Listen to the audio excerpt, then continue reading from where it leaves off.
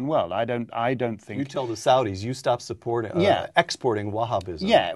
Yeah, because basically the Saudis export ideology, not oil. Oil simply funds the export of ideology, and I would stop that, and I would do everything to stop it.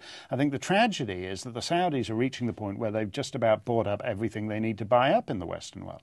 Secondly, I do think that unless you have real serious cultural confidence, you should not have mass Muslim immigration. My view on that, I say that with regret, because I would like to believe that all societies can bring people there and create Americans, create Canadians, create Englishmen, create Dutchmen.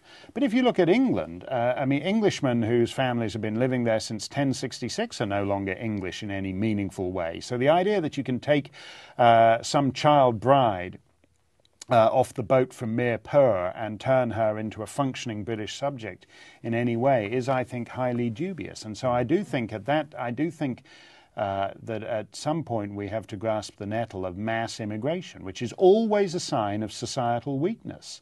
Whatever one feels about it in theory, a dependence on mass immigration is a sign of a structural defect in society. Final question, Mark. This will take a moment or two to set up, but I think it's evocative enough to make it worthwhile. Two assessments of the future.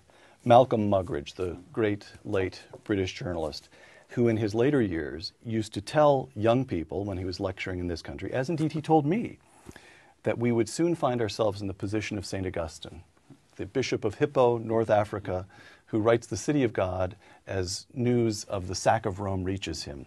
This flower of classical civilization, St. Augustine, who in his own lifetime watches it all slip away. That's assessment